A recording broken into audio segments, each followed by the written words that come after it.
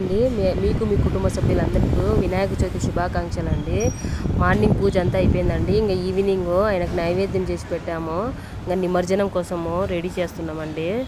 చూడండి మా పిల్లోళ్ళు ఇద్దరండి, ఒకటి యూకేజీ, ఒకటి వచ్చి ఫస్ట్ క్లాస్ అండి.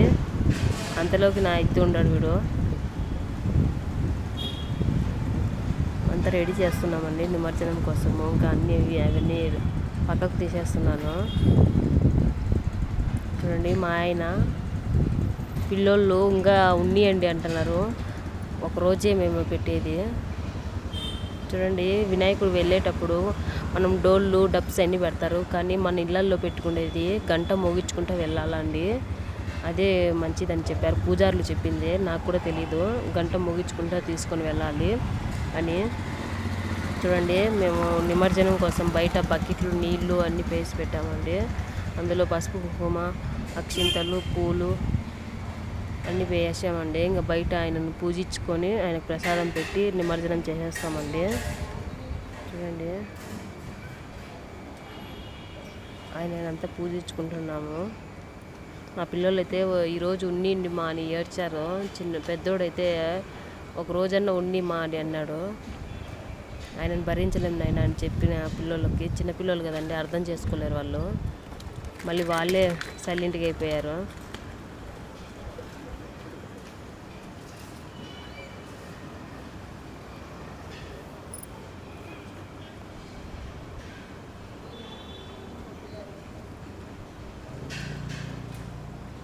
మా పెద్ద బాబు అండి వీడియో తీసేది.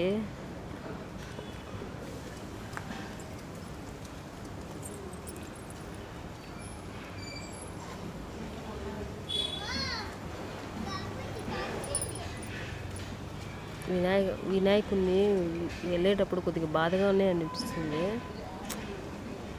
మనం పూజించుకోవాలంటే ఒక రోజంతా పెట్టుకొని పూజించుకున్న తర్వాత విగ్రహం తీసుకొని వెళ్తాంటే కొద్దిగా బాధ ఉంది, కానీ ఆయనను భరించలేము కదా, అందుకేనండి అదొకటి. చూడండి ఆయనకు 3 పూట్ల ప్రసాదాలు చేయాలా, 3 పూట్ల ఆయనకి నైవేద్యం పెట్టి మనం దీప నైవేద్యాలతో ఉండాలి, అక్కడే ఉండాలండి. అలా మనకు వల్ల కాదు కదా. స్కూల్కి పోయేటప్పుడు అంతా మనం వాకిలు వేసిపోతాం, వాకిలు అనేది వేయకూడదు కదా. మన పిల్లలు స్కూల్కి వెళ్ళాలి, వాళ్ళు విడిచిపెట్టి వస్తుండాలి, పోతా ఉండాలి అండి. ఆయన కాడ ఎవరో ఒకరు ఖచ్చితంగా నిరంతరం ఉండాల్సిందే. అలా అని ఆయన భరించలేమనేసి మేము ఆ రోజే ఎత్తేసామండి. ప్రతి సంవత్సరం అలాగే చేస్తాం. ఒకరోజే మేము ఆ రోజు తెచ్చుకుంటాం, ఈవినింగ్ అంతా ఆయన నిమజ్జనం చేసేస్తామండి. మా చిన్నబాబు చూడండి ఒక చోట ఉండేవాడు కాదు.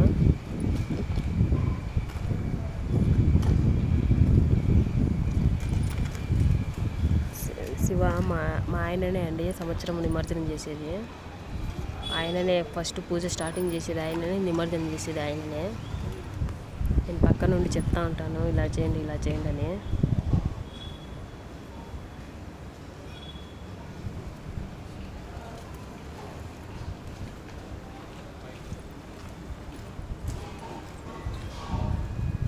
చూడండి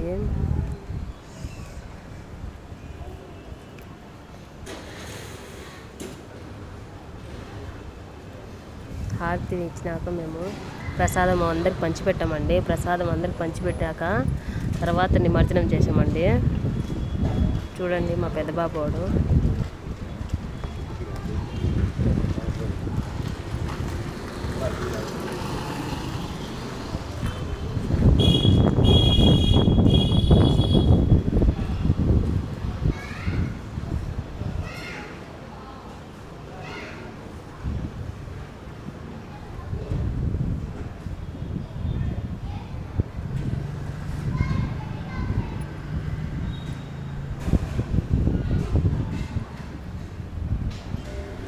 బకెట్ నీళ్ళల్లో పెట్టాం కదండి, అది బకెట్ మా విగ్రహం ఏమో మునిగింది, అది భుజాల వరకే వచ్చిందండి, తల ఏమో బయటలో ఉంది. అందుకే మళ్ళీ పెద్ద డేక్ష తీసుకున్నాడు శివ.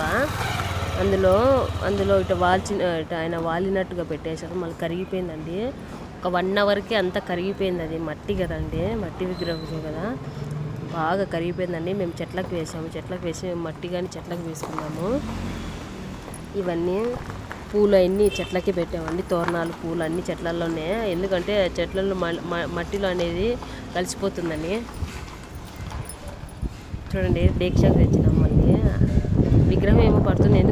పీట ఉంది కదండి, కింద పీట ఉంది నాన్న, అది పైన ఉంది పీట, కానీ మళ్ళీ పీట వచ్చేసింది. ఒక 10 నిమిషాలకంతా పీట వచ్చేసిందండి. నిమజ్జనం అయిపోయింది. టైం వచ్చి 4:00కి బయటకు పోవాలి.